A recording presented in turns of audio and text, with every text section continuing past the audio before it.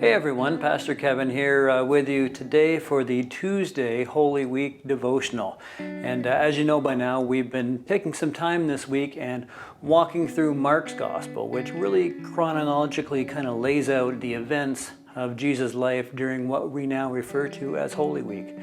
You know, it's been kind of fun for me this year because growing up in and being ordained in the evangelical movement, we never celebrate a lot of these more traditional church holidays, things like Advent and Lent and even Holy Week, aside from Good Friday, aren't things that we traditionally celebrated. So working with the team this week on these devotionals and even putting together my very first Maundy Thursday service, which you're going to see in a couple days, has been a nice, refreshing experience. Certainly a lot of work, but a nice, refreshing experience this Easter season. Probably one of my top 5 all-time favorite Bible passages actually takes place during Holy Week, and it takes place on the day that we celebrate as a Tuesday of Holy Week. Now, Tuesday is a pretty busy day for Jesus. It actually encompasses part of chapter 11 in Mark and then chapters 12 and 13. And certainly I don't have time in this devotional to read through all of those for you, but I encourage you to do this on your own so that you can see exactly what took place throughout this day. And it kind of helps you to line up what we're going to talk about. I specifically want to focus on just a short little passage from chapter 12. This scripture passage is such a favorite of mine that actually when we started Lifeline Church 14 years ago now, it became one of the key passages in our mission statement, and it's still a part of our tagline today that we use. So let me read to you from Mark's Gospel, chapter 12, verses 28 through 34. Listen now. A certain religious scholar overheard them debating, and when he saw how beautifully Jesus answered all their question, he posed a question of his own, and he asked him, "Teacher, which commandment is the greatest of them all?" Well, Jesus answered him, "The most important commandment is this: the Lord our God is one. You are to love the Lord your God with a passionate heart, from the depths of your soul, and with every thought and with all of your strength. This is the greatest and supreme commandment. And the second is this: you must love your neighbor in the same way that you love yourself. You will never find a greater commandment than these." Well, the religious scholar replied, "Yes, that's true, teacher. You spoke so beautifully when you said that God is one and that there is no one besides him." And when Jesus noticed how thoughtfully and sincerely the man answered, he said to him, "You're not far from the reality of God's kingdom." And after that, no one dared to question him again.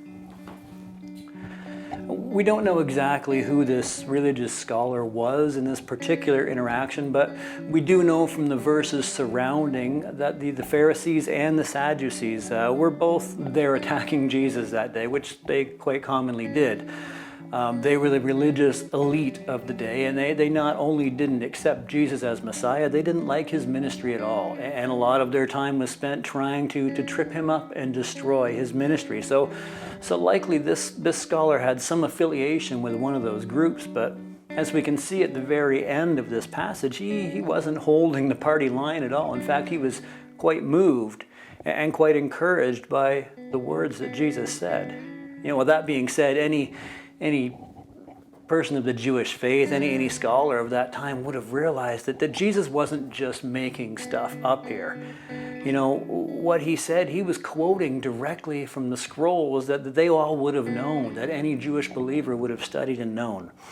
Jesus' ideas on the most important commandments, they were his Father's commandments recorded years earlier in what we now call the Old Testament.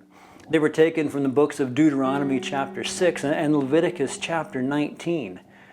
Instead of making up his own commandments that ultimately would have just given those religious leaders more ammunition, Jesus says, no, these words are God's commandments. God commandments that you already know.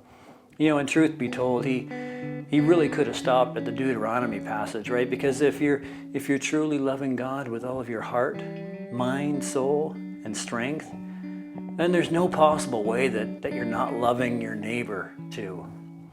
country music artist Tyler Rich. He had a hit song last year called The Difference. In the song, he says there's a difference between saying love ya and I love you. He says a difference between saying 3 words and just kind of meaning 2. You know, that's the difference that Jesus is trying to make here. The difference between saying I'm religious and saying I love Jesus with all of my heart, mind, soul, and strength. You see, if your world is consumed by pleasing God, honoring God, loving and caring for those around you, just becomes a part of who you are. It becomes an extension of all that.